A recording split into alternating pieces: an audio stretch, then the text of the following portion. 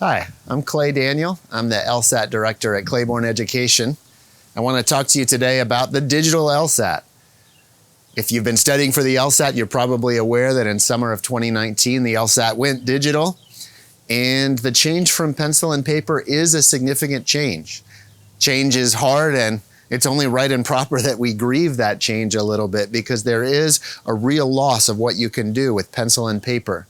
The underlining, the bracketing, the circling, the other kind of notating that we used to train students to do on the LSAT are now really not possible. There is a highlighting feature.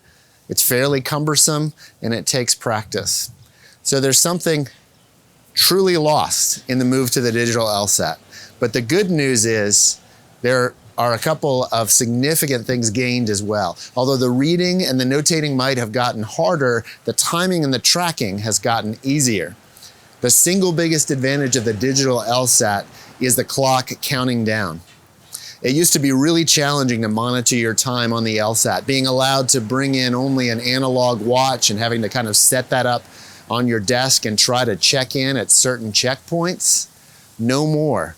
The clock is now counting down and tells you exactly where you are, making it much easier to monitor, hey, where do I want to be at question 5 and question 10 and 15, and checking in on how that's going.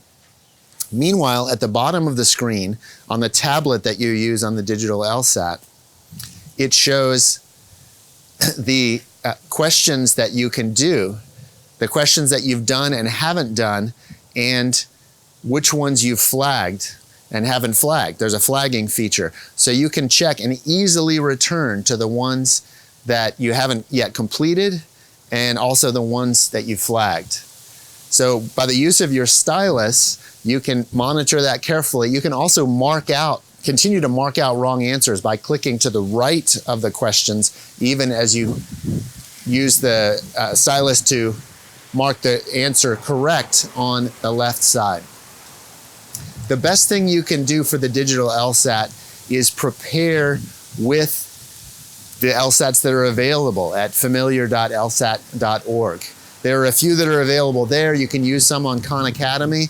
Take it on a tablet if you possibly can, but also set aside some scratch paper, because you're still allowed to use scratch paper for the logic games. That's great news for that analytical reasoning section, where you really need to diagram things out in advance and kind of puzzle through what the possibilities are. You're still allowed scratch paper for that. So it's kind of a hybrid test in many ways. The change doesn't have to be that bad. In fact, many of our students have reported that it's really not bad, and some liked it better even from the very beginning. You just have to get used to it. But given that every technology change is hard, glitches are always a possibility, even though they're getting better over time. You want to be as ready as you possibly can and as familiar as you possibly can be with the format of the digital LSAT. Come talk to us at Clayborne, and we'll help you figure out exactly how.